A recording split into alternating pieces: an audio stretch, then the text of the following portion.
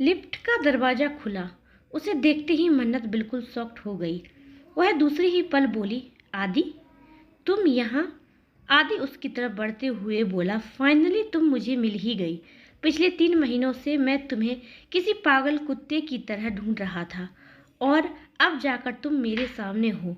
मन्नत समझ नहीं पा रही थी कि 3 महीने बाद आदि को देखकर कैसे रिएक्ट करे। जब वह घर से निकली थी तो उसने सभी से रिश्ते नाते तोड़ दिए थे।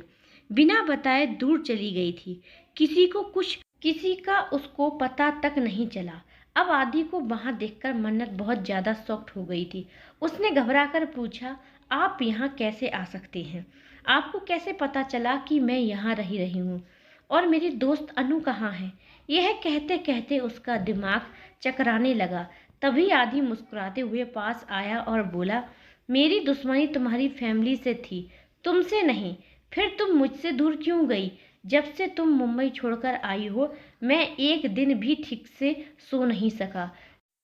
अब जब तुम सामने हो तो अजनबी सा बर्ताव क्यों कर रही हो? आदि ने उसका हाथ पकड़ना चाहा। मन्नत ने झटके से हाथ छुटा लिया और गुस्से में बोली, मुझे टच मत करो। मैं आपसे कोई मतलब नहीं रखना चाहती हूँ। मैंने मुंबई से सारे रिश्ते तोड़ दिए हैं। मैं दिल्ली में अकेली और खुश हूँ। मेरी दोस्ती अनु को वापस भेजो। मैं यहाँ से जा रही हूँ। और फिर इधर उधर देखने लगी। अनु, तुम कहाँ हो? प्लीज बाहर आ जाओ। तभी फिर से लिफ्ट का दरवाजा खुला और अनु हिचकिचाते हुए नीचे आई। मन्नत दौड़ते हुए उसकी ओर जाने लगी, लेकिन आदि ने कहा, मन्नत, तुम अब यहाँ से कहीं नहीं जा सकती। यह सब मैंने जानबूझकर किया है, सिर्फ तुम्हें ढूंढने और वापस पाने के लिए। अब जब तुम मिल गई हो तो इतनी आसानी से तो जाने नहीं दूंगा। यह सुनकर मन्नत रुक गई। उसने गुस्से से कहा, क्या मैंने कहा था कि तुम मुझे ढूंढो? मैं तो किसी से मतलब नहीं रखना चाहती थी। मैं एक नॉर्मल लड़की हूँ। अब मेरा कोई सरनेम सूरवंशम खानदान से नहीं जुड़ा है और इसीलिए मेरा पीछा करना बंद करो। आदि पास आकर उसका बाजू पकड़ता हुआ, जस्ट शट अप। बहुत बोल लिया तुमने, बहुत सुन लिया मैंने कभी तुम्हारी हैसियत या सरनेम देखकर तुम्हारी मदद नहीं की है।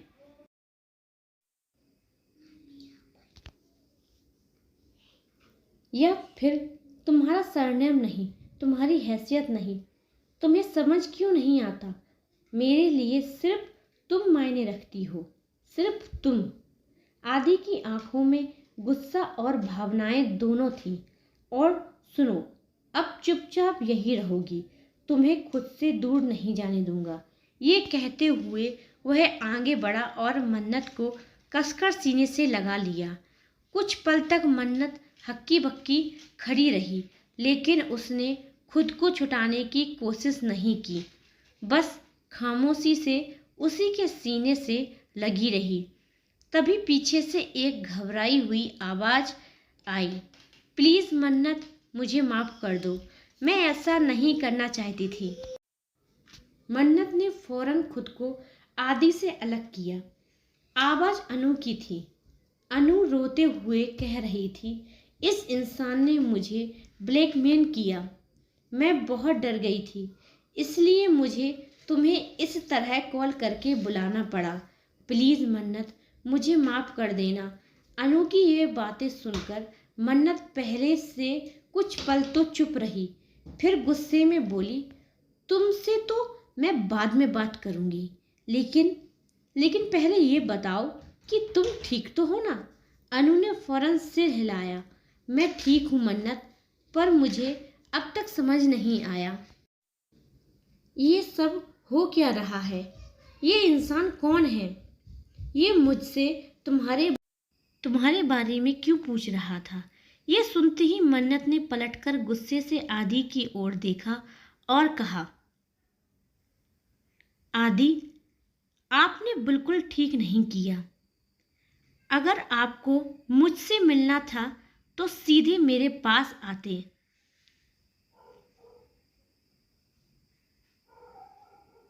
इस तरह मेरी दोस्त को अपने घर में फंसाकर मुझे यहाँ क्यों बुलाया? आदि थोड़ा ठहर गया, जवाब दिया, अगर मैं सीधे मिलने आता तो तुम मुझसे मिलने ही नहीं आती।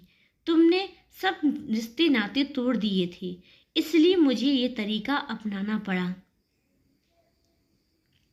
फिर वह हल्की मुस्कान के साथ बोला, लेकिन अब मैं बहुत खुश हूँ कि तुम वापस मिल गई हो। 3 महीने में तुम कितनी दुबली हो गई हो मन्नत, क्या तुम ठीक से खाती नहीं थी? और फिर थोड़ी शरारत भरी आवाज में बोला, पर अब फिक्र मत करो, मैं आ गया हूं ना। अब मैं तुम्हें फिर से पहले जैसा मोटा कर दूंगा।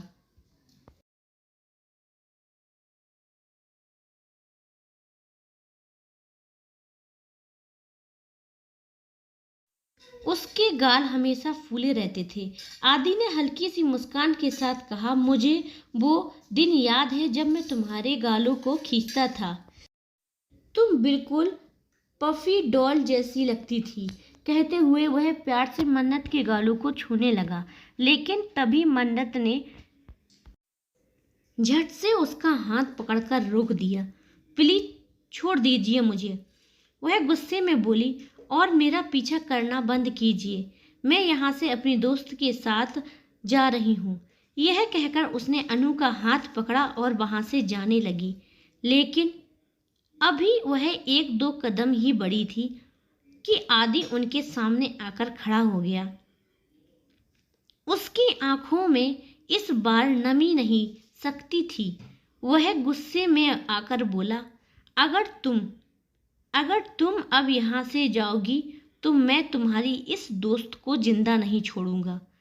अब ये तुम धमकी समझो या ब्लैक मेलिंग। उसकी बात सुनकर मन्नत का चेहरा सॉफ्ट हो गया। वहीं अनु घबराते हुए बोल पड़ी, क्या इन सब में मैं फंस रही हूँ? मेरी गलती क्या है? मन्नत ने गुस्से से आदि को घूरते हुए कहा, ये कौन सा तरीका है किसी को अपने पास रखने का? ये प्यार नहीं, पागलपन है। आदि ने ठंडी पर खतरनाक आवाज में कहा, तुम्हें जो समझना है समझो, लेकिन अभी मैं तुम्हें अपने पास से दूर नहीं जाने दूंगा। मैंने तुम्हारे लिए कमरा भी तैयार करवा दिया है, चलो मेरे साथ। इतना कहकर उसने मन्नत का हाथ कसकर पकड़ा और उसे जबरदस्ती ऊपर की ओर कमरे की तरफ ले जाने लगा। अनु जो ये सब देख रही थी, कुछ भी नहीं समझ पा रही थी। वह बस स्तब्ध खड़ी रह गई। उधर दूसरी ओर प्रिंस अभी भी अपने असिस्टेंट पर भड़का हुआ था। क्या अब तुम्हें बात करने के लिए भी मेरा इनविटेशन चाहिए? बोलो जल्दी, क्या बात है? असिस्टेंट घबराता हुआ बोला, एक्चुअली सर, वो इंसान अब उन तक पहुंच चुका है और इस वक्त वह उनके साथ ही है। ये सुनते ही प्रिंस के चेहरे के एक्सप्रेशन पूरी तरह बदल गए। उसका चेहरा डार्क, उसकी आंखें आग उगलने लगी।